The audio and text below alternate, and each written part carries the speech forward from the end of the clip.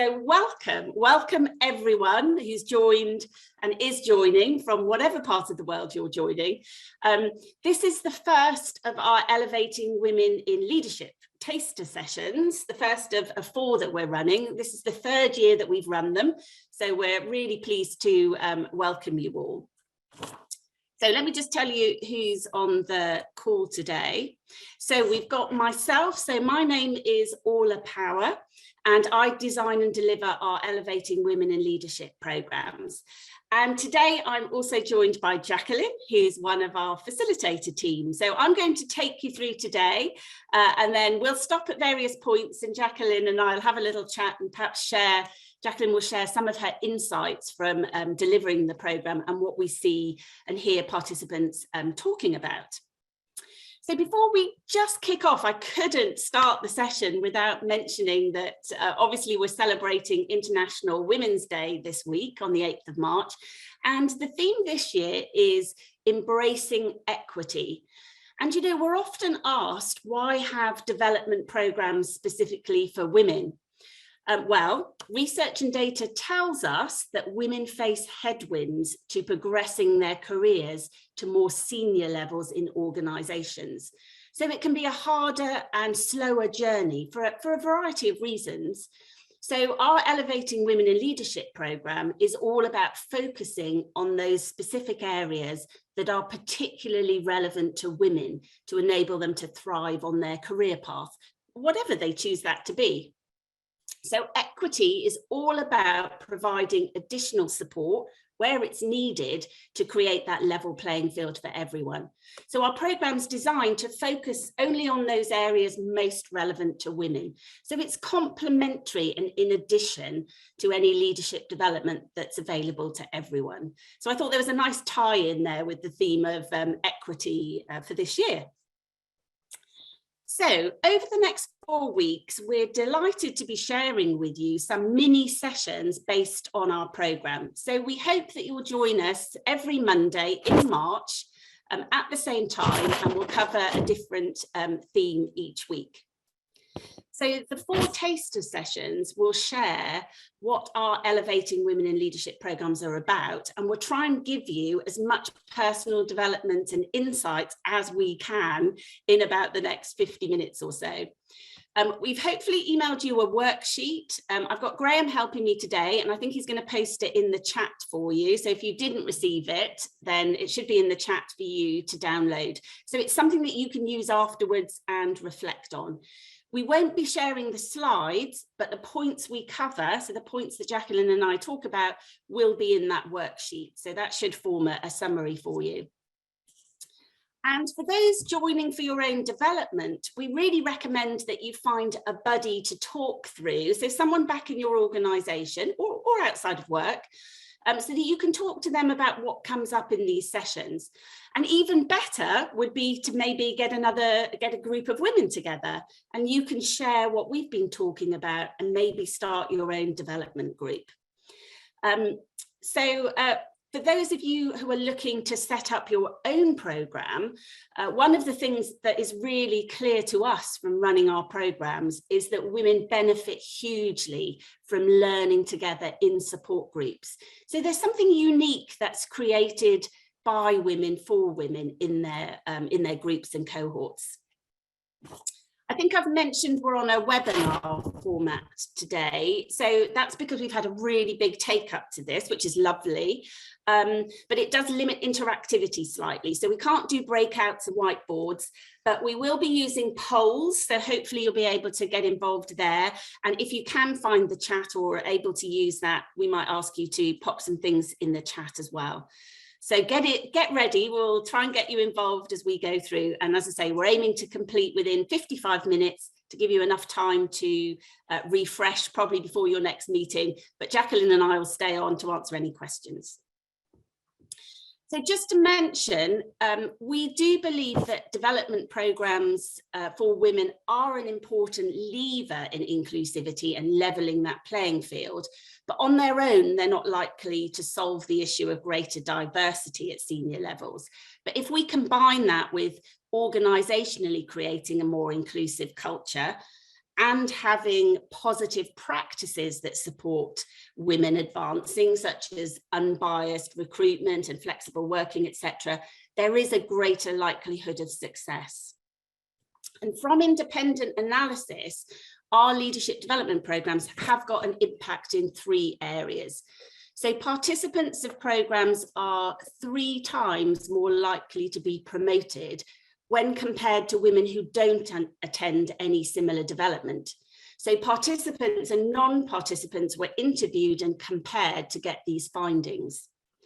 We also found that retention rates are higher in those who've attended, and there's a higher incidence of lateral moves. And this is important because one of the headwinds that hold women back is perhaps a reluctance to take risks and maybe not seeing their skills as transferable, because often confidence comes from a deep expertise. So there's this importance of breadth across the business is often a stepping stone to those more senior roles. So it's not being just capital I shaped, it's being capital T shaped. So that's why lateral moves are important as well. And then how did we know what to focus on? Well, LHH did a big piece of research in the US and Europe, looking at organisations where women had been successful in progressing their careers. And we looked at organisations where this had not been the case. And then from this research, we identified the behaviours and beliefs of women who excel. And that's consistent with other academic work. So we identified these 12 key areas to focus on, and through our work with women, some of those challenges and headwinds that might slow that career acceleration. And then we've developed a number of specific development areas that form the basis of our programs. So that's career activism, confidence and resilience, impact and brand, and adding strategic value. So these 4 taster sessions are going to take you on that development journey, and we'll share as much as we can in the next hour. So let me just show you the overall Elevating Women in Leadership program journey. So it starts with some form of launch. So at its simplest, that will be an invitation and information about the program. It could be a recorded welcome from the facilitators, or perhaps a one-to-one coaching session, or maybe even a live event with speakers and an initial networking session. But at its heart, that launch is about the organisation demonstrating senior sponsorship of it, and why your organisation is offering the programme and that senior support. We recommend that participant line managers are briefed and onboarded, preferably through a live webinar. I'll come back to that at the end of the session and talk a bit more about that. Prior to each workshop, participants get about 45 minutes of pre-work, and we recommend each cohort is at least 12 and preferably up to 20 to enable the creation of a broad network group. And then each workshop is followed by a discovery session. So these are smaller group sessions which enable participants to share successes they've implemented since the workshop and share specific personal challenges to receive support. And we'll share a bit more on this in the next session next week. We also recommend the use of an assessment tool such as StrengthScope, which is introduced before workshop 2, and also as a 360 before workshop 3. So if this is for first line or middle managers, our programs usually end here, but there is an optional additional module 4, which we include for more senior women about adding that strategic value. So today we are starting here at career activism. So let's get going and explore this topic. So this first workshop is aimed at helping participants think through what's important to them in their careers and some tools to help them. So that's what we'd like you to start thinking about today. And the first part of our workshop is creating that psychological safety and how we work together and getting to know each other. So we'd love to get to know all of you today. That's a bit tricky in this format. So what we're going to invite you to do as an icebreaker is just post in the chat for us, what do you remember you wanted to be when you grew up? So just for a bit of fun and get us thinking about our careers, what did you want to be? I'm going to invite Jacqueline here. Jacqueline, what did you want to be when you grew up? A number of things, I think, Orla, but what I remember particularly wanting to be a teacher or a librarian, I think it was. Oh. And are you still an interest in books now? Yes, definitely. That hasn't gone away at all. Mine was a belly dancer. I don't know why. I think I must have wanted the jewel in my tummy button, but I never got into belly dancing. I mean, I suppose there's still time, but I can see lots of really interesting ones going past. So for someone wanted to go into forensic, a musical star, translator, firefighters, lots of teachers. I suppose that's not surprising. Nurse, doctors, journalists, loads of lovely ideas going past there. And the point being that we rarely, some of you might have ended up in that job that you imagined at that very young age, but we rarely end up in the job or career we envisaged. In fact, so careers these days are rarely linear. So they're rarely from A to B as per this diagram. It's more like the map that sits behind it with a wide range of options and possible routes and stop-offs to arrive at a possible destination. And you might not even know what that destination is yet. So why career planning as a topic? So one of the factors for women who were successful in progressing their career is a clear shared career plan. So a potential headwind is that women tend to think short term about the next job or opportunity rather than long term about their career and then what each opportunity is building towards. So one of the things we'll be asking participants to do later is reflect on their careers to date and identify how and why they have made career transitions and career choices. You know, was that just opportunistic? Someone said, oh, you'd be really good at that. So you go, oh, okay, I'll do that. Rather than thinking about how will that next move me towards my longer goal. So it's about just thinking further out and having a bit of a longer term goal in mind so that you can put yourself more in the driving seat of your career. So how many of us at one time or another have thought, if I work really hard and do a good job, someone will notice me? How many of us have thought, you know, why did they get that promotion or that opportunity and not me? So what might be some of the factors that mean other careers accelerate faster than yours? Because, you know, working really hard means you'll get a sense of achievement, hopefully some recognition, possibly some reward, but not necessarily advancement. So on the programme, we explore 5 areas with a number of activities to get participants thinking, and we're going to take you through some of those. So let's start with networking. So our research has found that women who were successful in advancing to senior levels did have a stronger network than those who were less successful. So I want you to think about whether you relate to any of these as I'm going to talk them through, and we'll run a poll. So we'll run our first poll on which of these resonate with you. So let me just move that. Okay. Perfect. So the first area is whether women tend to be under-mentored or sponsored. And by mentor, I mean people that talk to you, that share their advice and experience, whereas a sponsor is someone who will talk about you to those higher up and look for those opportunities. Women tend to prefer to network with their own gender. So this can be limiting if there are few senior women to network with. And we tend to have better organisational networks downwards. So we lack those more senior connections. And finally, we often avoid making asks of our network for ourselves. We're more givers rather than takers.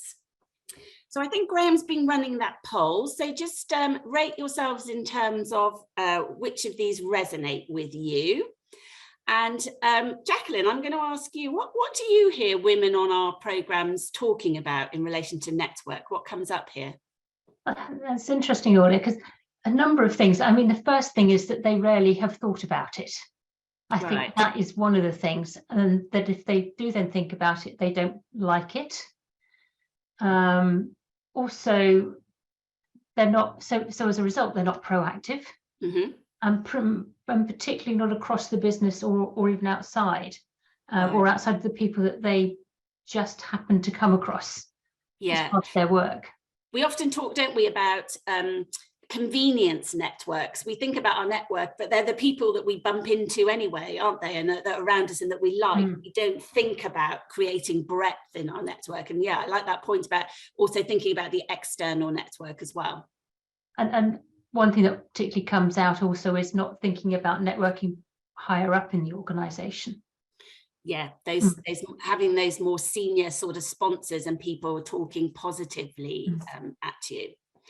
Okay, so I'm just looking at the poll that's come up here. So the ones that it looks like people resonate with most are that avoid making asks for yourselves. So yeah, women can be great networkers. We're good at connecting other people, but we don't really think about how can we make our network work for us. We've got quite a few that have put all of the above, and also being under mentored and sponsored has come out. Great. And the lowest, actually very low, was preferring to network with our own gender. So we're quite open to, sounds like we're from this group that are here today, we're quite open. So Graham, if you can just share those results so people can see for themselves, that would be great. Lovely. So you can see the results of the poll, hopefully, if you had a chance to vote on those. So what we'd like you to do is just think about your own network for the moment. What does it look like? So an activity that, if you haven't done this already, is to start thinking about that network. What does it look like? Where do you have the most contacts? Where are the gaps? And start thinking about whether your network is strategic. Is it working for you? Do you have people in your network that can help you understand the political landscape? What's hot and what's not? Who would speak highly of you to those higher up? They know the value you add, and they can reference and mention you in the right places and spot opportunities for you to showcase your value. Who can increase your visibility at those higher levels? They're able to invite you to meetings and make connections to raise your profile. And do they know your career, people that know your career aspirations, and they're also in that position to spot those opportunities for you. So hence the importance of sharing your career goals. So when you examine your network, reflect on whether it's broad and connects to all kinds of different people across departments, levels, internal, external, as Jacqueline mentioned, a wide diversity. As we said, you know, if we're left to ourselves, research shown we create those convenience networks, people that, you know, work in the same place or share the same interests. And that's not going to give us the diversity of ideas. They've got the same information that we have. Our networks also need to be connective, so able to reach beyond our immediate circle, to connect groups that you wouldn't be able to otherwise, and also be a good connector. And then also they need to be dynamic, so growing as you grow. So not year after year seeking, you know, advice from the same people. Are you meeting new people and bringing them into your network? I didn't do this a few years ago, and over a few weeks, nearly all of my strategic network was gone. So we had a reorganisation, some left, some moved to different parts of the business that weren't as useful to me, and others moved up and out of my sphere. So I had to quickly rebuild because I'd over-relied on going to the same people. So that was a good learn for me about keeping it dynamic and it continuing to grow as I grew. So on our programme, there would be a networking activity to think about your current network. So just today, reflect yourself on how you might improve your network. How do you need it to work for you?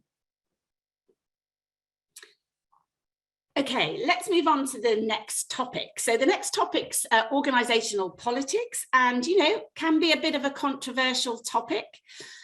So what do I mean by organisational politics? Well, what I mean is the navigating the dynamics of the hierarchy, the organisational structure, and how decisions are made in order for you to achieve your goals.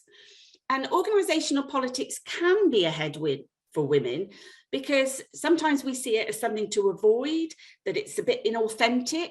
And because of that discomfort, we don't always think about incorporating political behaviours into our leadership repertoire. So just think for a moment whether it's something you think about and focus on developing. And in our programme, we give people, as part of their pre-work, an assessment to do around different areas of being political savvy.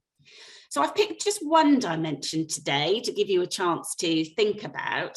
So we're going to ask you to, in the chat, just rate yourself if you'd like to, A, B or C. So on this, just on this one dimension, are you someone who avoids approaching those senior people and positioning yourself favourably? Are you somewhere in the middle? It sort of depends. Or are you C, someone that's very focused on building your profile and is able to connect and use those? Oh, I can see already on the chat, lots of, yeah, Bs and As, I avoid. It's nice to see some Cs there though, or Bs to Cs. So there are some people that do this really well in terms of this dimension. So yeah, I would say, looking through the chat there as it's coming up, mainly A's and B's. So this could be an area to be thinking about, and maybe find someone who's a C in your organisation and learn from them and watch what they do. Because, you know, that aversion to politics can, if you put avoid in the chat, which some of you do, it can limit our progression into leadership, because the higher up the career ladder you go, the greater the need for influencing, and that requires being politically savvy. And we do know from the LHH research that women who have that political agility are more likely to be successful in progressing their careers. And that's because they've figured out what relationships are important to build and how things get done in the organisation. So if you're thinking about developing in this area, here are 4 areas to think about and work on. So think about knowing what and how things get done. So hone your powers of perception. You know, watch, observe, learn from others. I was thinking about this just this week. I've seen someone senior in our business. They haven't been here that long, and they're regularly sending out really detailed, long sort of slide decks to our sales teams to get them to focus on selling certain things. And I've been at LHH 20 years, and I know what works is one slide, a few key words, and a discussion. So that's about knowing what and how things get done. Creating that map and strategic alliances. So we've just been talking about that, understanding who has the power, who you need to create and maintain relationships with to achieve your goals. And it's linked to that strategic networking. So practice influencing, become aware of your influencing styles. Choosing your battles wisely. So this is about striking the right balance. So it's being seen as a leader who can step up and fight for the right things and shows you have conviction and purpose, but it's also balanced with knowing how to compromise and not becoming difficult to work with. So really think before you speak. So politically skilled leaders have that impulse control. They tend to choose their organisational battles wisely and size up situations before deciding how to present ideas to others. They consider whether or not to voice a thought or feeling, and they're really thoughtful about their timing and presentation of what they have to say. And then finally, maintain credibility and authenticity. Know what your reputation is and ensure you're seen as someone who is credible and authentic. So Jacqueline, what do we hear people talking about with the political savvy and political awareness? Very similar. So many of them tend to be those A's and B's. Don't have time for it, or don't want to just don't want to know about it. Is so common. Yeah. And I think it can have, I find that it can have a negative connotation, but when we look at it like this, so when we break it down, what does it actually mean into these 4 areas, we often get a shift in the participants going, okay, yeah, I'm doing that, I can do that, and I am doing that. So sometimes it's about just reframing in those positive actions rather than seeing it as something that's manipulative. So having a more positive mindset and frame to it can be really helpful. Brilliant, thanks, Jacqueline. Okay, let's move on to a couple of other things. So manager, so how do you know, how much do you know about what is important to your manager to be successful themselves? How are they measured and rewarded? What is their reputation? What motivates them? So just think for a minute whether you could, this is an activity we get them to do, I'll get you to do it in your heads, but just think for a minute whether you could list, yeah, don't pop it in the chat. Just think for a minute whether you could list in your head 5 things your manager likes and dislikes, just quickly off the top of your head. How easy or difficult would that be for you? And that's usually directly proportional to the quality of the relationship that you've had. Maybe if you've got a new manager, that might be a bit harder. If you've got a manager who doesn't share very much about themselves, that could be a bit harder. But the more you know how to enable your manager to be successful, the better for you. And also expectations. Do you know all the expectations of you? You know, there are some that are quite obvious. So universal expectations, those are the standards of behaviors, the cultural expectations, what the organization is saying to you. This is what we expect of you to work here and be successful. Then there are the role expectations. So this is usually obvious, you know, what you're expected to do to achieve on the job. Interesting, I think it's the niche expectations that can catch us out. So the sort of above and beyond things. And these are very often the personal standards, the little things that are important to your boss about the way they like people to work with them or get things done. Most managers won't discuss them. They might not even have given much conscious thought, but there are those little quirks that have emerged over time that become intuitive to them. So spotting what they are and putting that knowledge into action in every interaction will really enhance how you're viewed by them. And then the last one that we look at is this area of profile. So, oh, someone said, please show the manager slide again. I'll just quickly whip up. So personality, purpose and plan, performance indicators and profile. So 5 things you know they like, 5 things you know they don't like. And then what might be some of their niche expectations. Okay, so I'll just mention the final area is profile. So just before I do that, again, pop in the chat. I'm going to invite you to share one thing that you're good at or something that you're proud that you've achieved. So share one thing that you're good at or something you're proud that you've achieved. So lovely. So I'm starting to see, there was a little bit of a pause, but it's starting to come through now. Yeah, lovely. So communication, helping others, working across teams, sharing my knowledge, brilliant. Good at listening, mentoring, lovely. Relationship building. So some lovely things coming in there about the things that you're good at. Amazing. So I just want to, when I asked you that question, I just want you to notice how you felt about being asked to do that. So it can sometimes feel a bit inauthentic for women to promote themselves positively, and we often tend to play down our achievements. So it's wonderful to see all of these things coming up on the chat. But how did you feel when I asked you to share? We'll be taking a deeper dive on this area of impact brand, sharing positively about ourselves in the impact and brand session on the 20th of March. So if this is an area you feel you need to do more in, that would be a really good one for you to attend, because that's about actively managing our profile and reputation. So I know it's been a bit of a whistle-stop tour, but I just wanted to give you an overview of these 5 key areas to be active in. And we've put these on your worksheet, and we've suggested you reflect on the areas that you can strengthen further, so things you're already doing well and can do more of, and any areas you need to be more proactive in. So I'm going to ask Graham just to poll which of these, so if you can access the poll, which of these areas do you think you need to be more career active in? And let's see for this group, which are the ones that have jumped out at them. Jacqueline, for you, what are the sorts of things that come up on our programmes that people feel they need to be more active in? Oh, definitely the being more strategic about it and thinking further ahead. I think that's definitely one of them. The networking comes up very strongly. And the finding mentors and sponsors.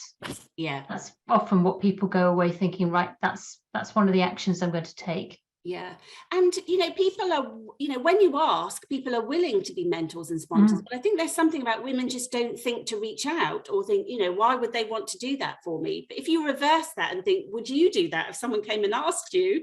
The answer is usually yes. So it's really just activating people to really think about this. So I'm just looking at the results as they're sort of coming in. There's quite an even spread across them, but I think, yes, as you said, Jacqueline, the developing a more strategic network is a top one. And then also managing your profile and promoting yourself. Yeah. There's quite a few on political savvy and delivering on those niche expectations. So the things that aren't always obvious to you.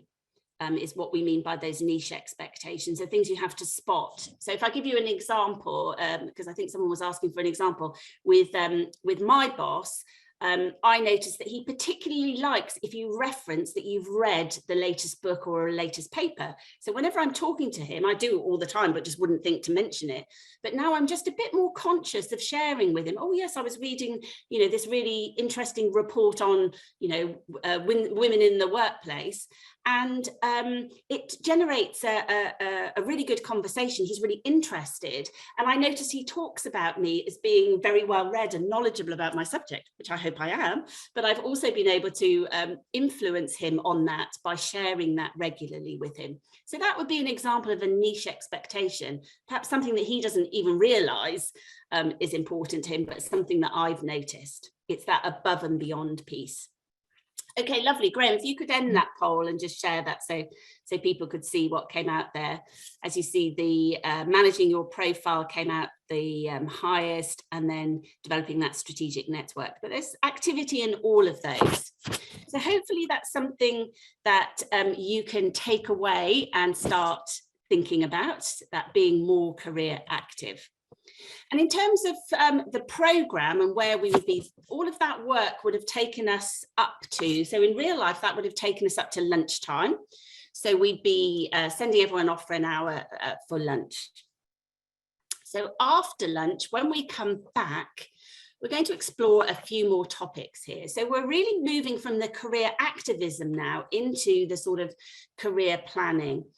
And we ask participants to complete a career anchors questionnaire as part of their pre-work. So this is something you can, if you're interested and want to do this, it's something you can buy on Amazon. So it's available there for you to complete.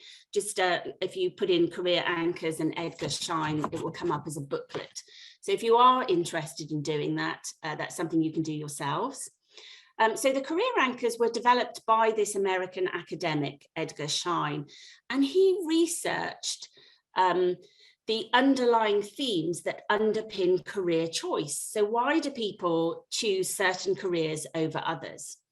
And those differences in career anchors help to explain why some people with, the same background, the same education, perhaps the same professional training, make different career choices. So I'm going to give you an example. So for example, if we take engineers, some engineers are intrinsically interested in their profession and how things work. They enjoy the challenge of resolving those complex technical problems. Others see their profession as a step towards senior management, so they're happy to leave the technical problems to others. Others might be more entrepreneurial, so they want to set up their own business. They're anxious to create their own enterprise and make their own mark on the world, or be particularly responsible for something that they can be more entrepreneurial in. Some of us are more motivated by freedom and flexibility, so that would be autonomy. Others by security, so wanting financial or employment stability. Or it might be service to others or having a dedication to a cause. Or some of us thrive on pure challenge and we need novelty, variety, difficulty. You know, if it's too easy, you get bored and lose interest. That would be pure challenge. And if your career anchor is lifestyle, you want to make all the major sections of your life work together. And therefore you need a career that provides enough flexibility to achieve that. And that's different to, you know, we all want good work-life balance, but if you have lifestyle as your career anchor, your career has to fit your lifestyle. So there are no compromises. So you would give certain things up in your career in order to preserve that particular lifestyle. So it's a particular career anchor. And those differences in our career choices are due to that career anchor. So our underlying drive or combination of drives that motivate us to make one choice over another. And so knowing your career anchor can help you think about your career choices, both now, what you're choosing to do, and in the future. So from the descriptions, I know it's sort of quite high level and I've only been able to give you a sort of loose overview of those, but let's just poll to see what career anchors we think we've got in this group. So Graham, if you could just launch that. So if you had to pick one, which career anchor do you think drives your career choices? And again, I'm going to ask, Jacqueline, I'm going to ask you, what do you know, what's yours? What's your career anchor?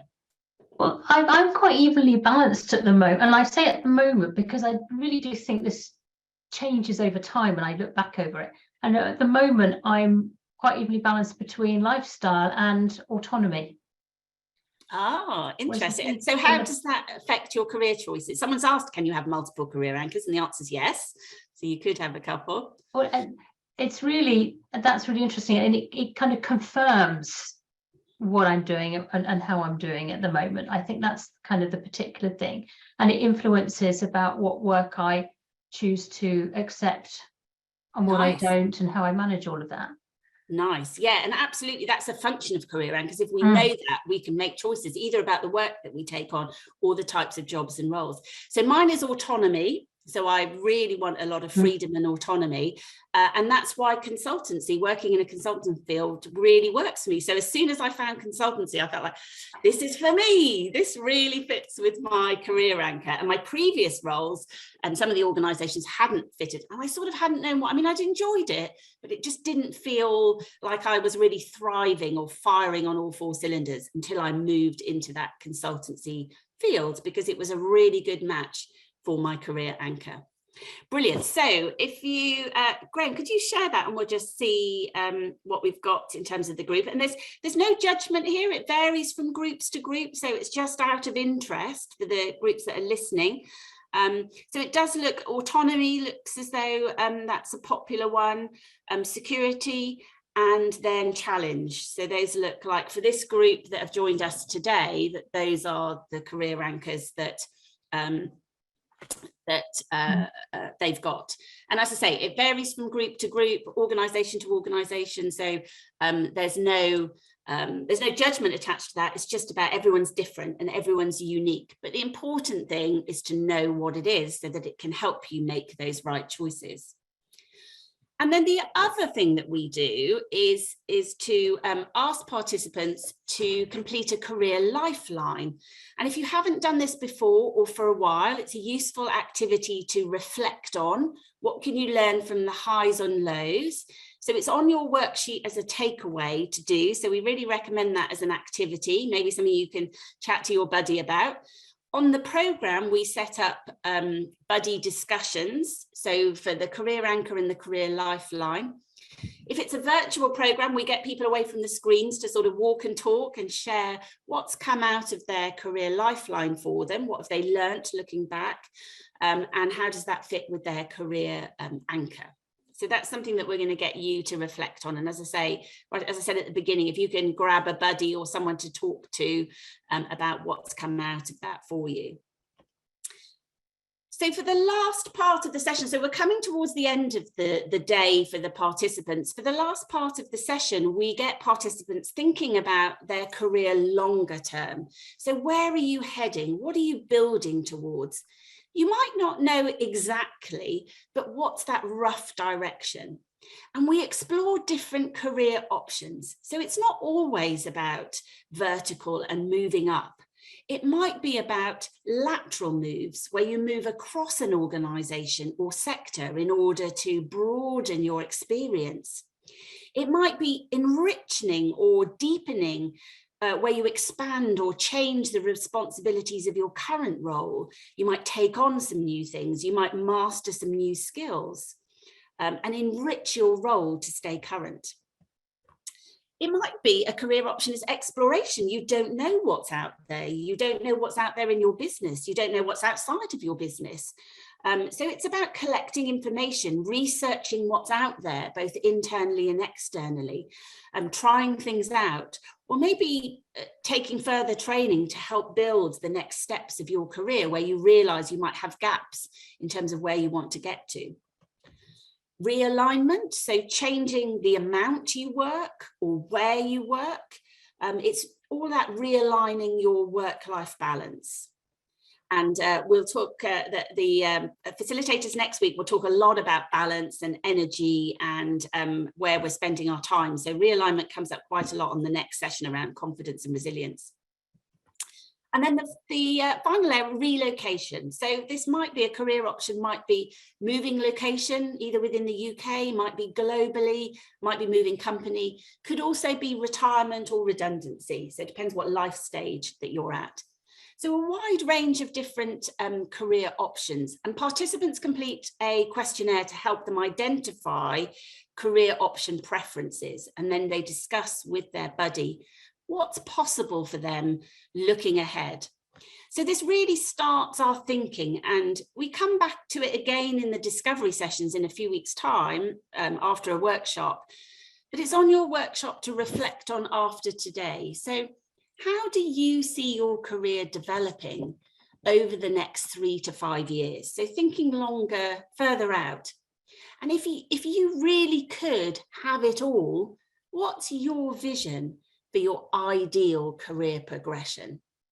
What career move would you make if you knew you couldn't fail? Is there anything holding you back? What career options are open to you? Is it vertical? Is it lateral? So why not you, and why not now? So that's the question that we really encourage people to think about. And I want to leave you with an action, as I say, around finding a buddy, and think about who can support you in your thinking over the next couple of weeks. Who are 1 or 2 people who can help you reach your goals, or who you can seek constructive feedback about your career and where it's heading. So over the next week or so. So we'd love you to be, from today, going out and having some of those conversations. And we hope it's activated you to start thinking in that direction. And before we finish, I wanted to come back to talking about the session for managers and the importance of their understanding and support for participants. So as I mentioned, we create a recorded webinar or run a live session for those managers to support participants. And we start by asking, what, if anything, do people leaders adapt when developing women? Just really to get them thinking. Because as well as researching the behaviours and beliefs of women who excel, we also identified 10 specific behaviours that leaders who are champions of gender diversity are twice as likely to demonstrate. So I'll just say that again. If leaders are champions of gender diversity, they're twice as likely to demonstrate these behaviours. And I'll just mention the top 5, because I think these are really interesting. So we hear many women saying that building relationships and connecting informally within team members and their managers, it's difficult unless it's during those regular working hours and inclusive of those broad interests. And it's about giving exposure to those senior leaders and decision makers through meetings, presentations, projects, and it includes sharing contributions and advocating for women. And then coaching and feedback. We know that studies have shown that women not only receive less feedback than men, but the feedback they get is much less focused on their impact and business objectives, and it's more on their communication and behaviours. So helping managers adjust and create that balance. And having career conversations that challenge negative self-perceptions. So there's well-known gender research that shows that women are less likely to take risks to go after opportunities if they think they're not going to get them. So it's important to challenge those negative self-perceptions that women might use to limit their career ambitions. And then finally, those champions, they really promote a culture of accountability for creating inclusivity. And they really pay attention to the little things, to the comments, the actions, the decisions that affect inclusivities, those micro actions every day.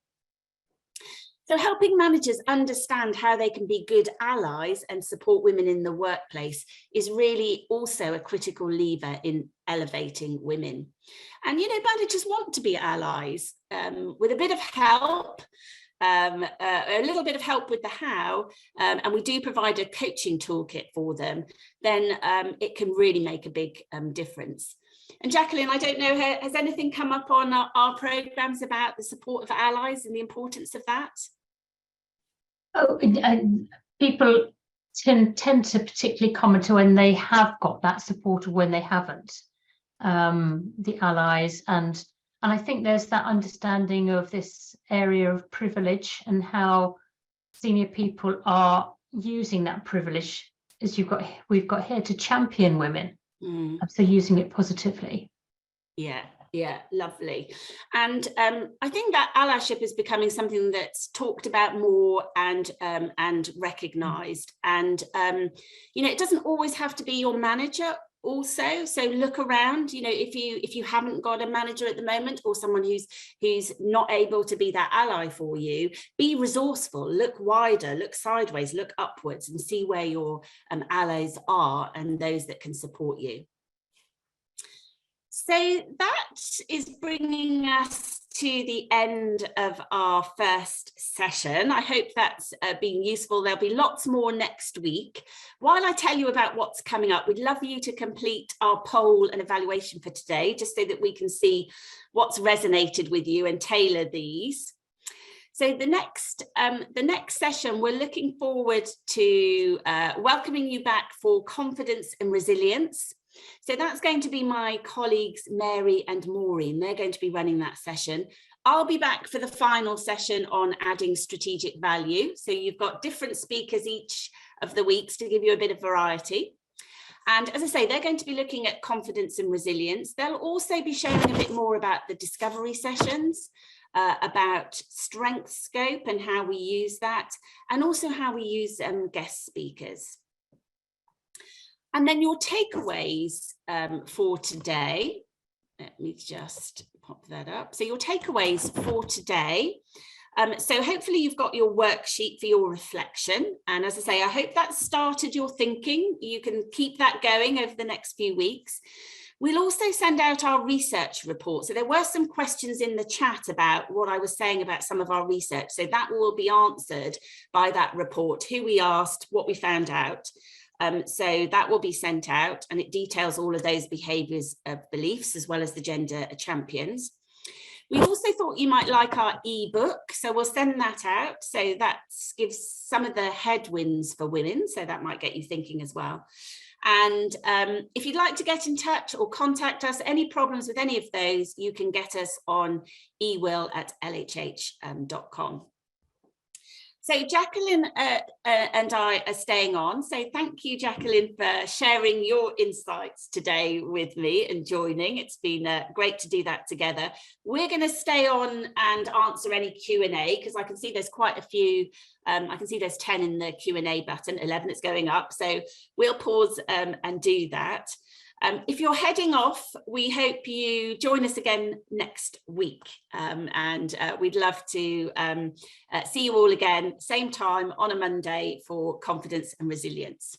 So I'm going to stop sharing and we'll use the last bit of session. So everyone head off when you feel comfortable to, but we're going to carry on answering some questions and interacting with you based on what's come in on the Q&A.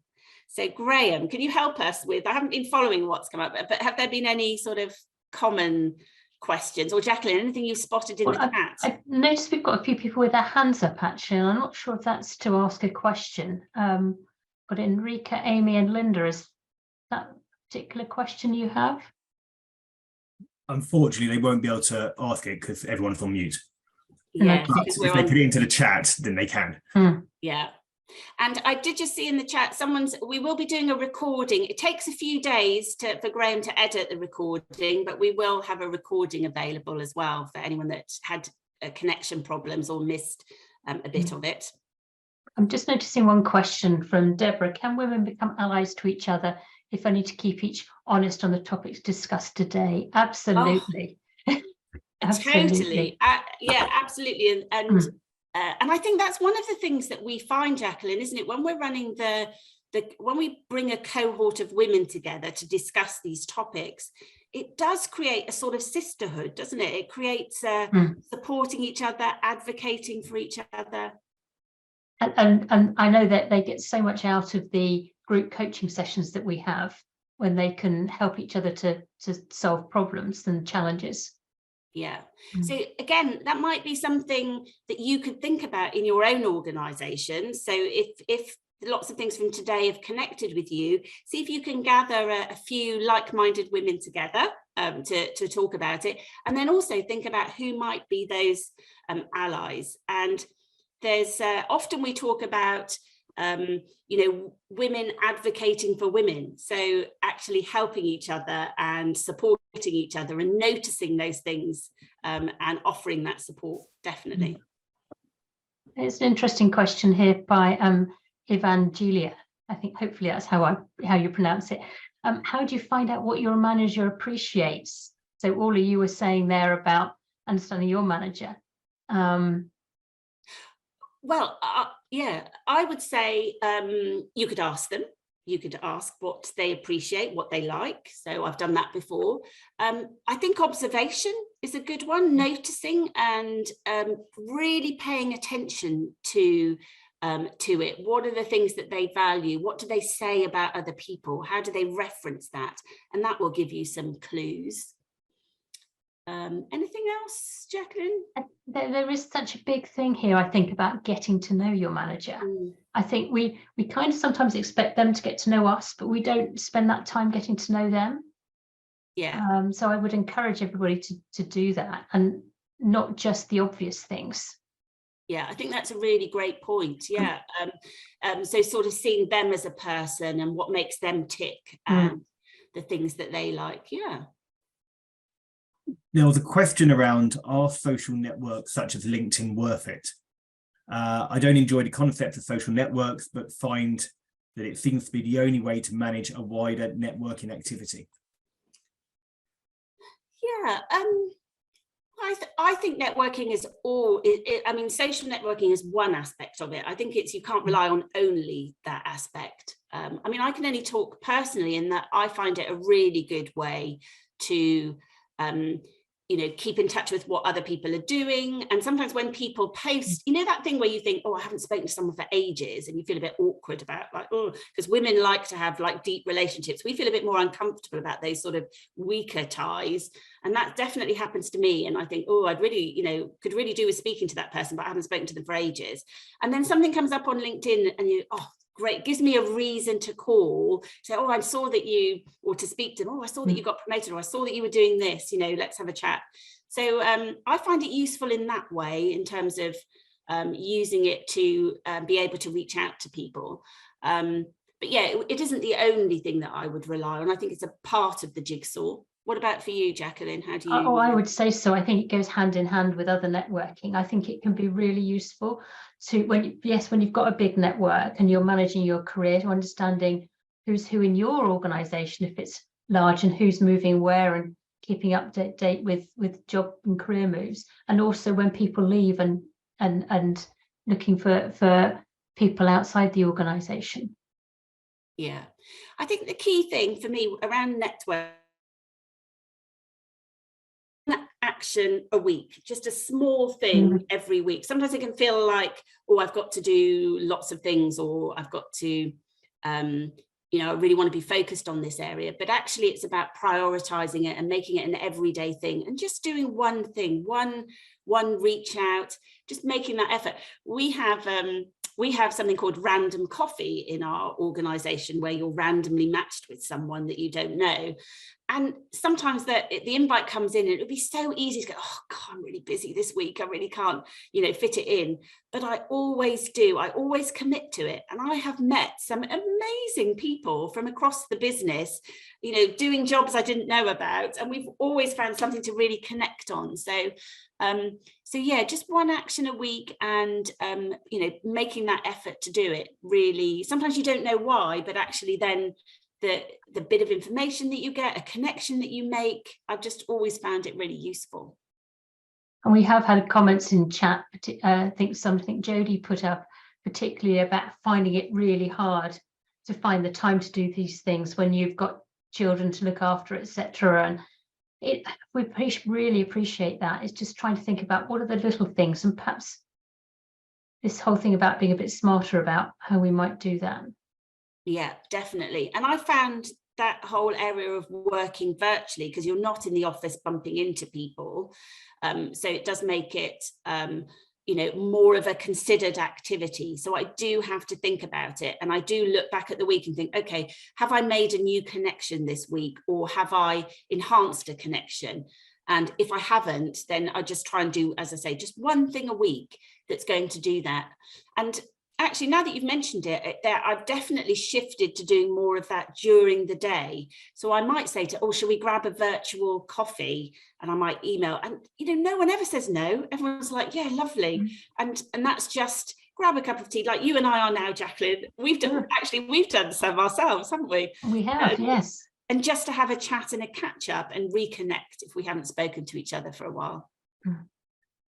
There's a question around, aside from what you can do for yourself, how can you best influence the business if they don't seem to be committed to advancing the women in the business and seem to more focus on tick box exercise for diversity?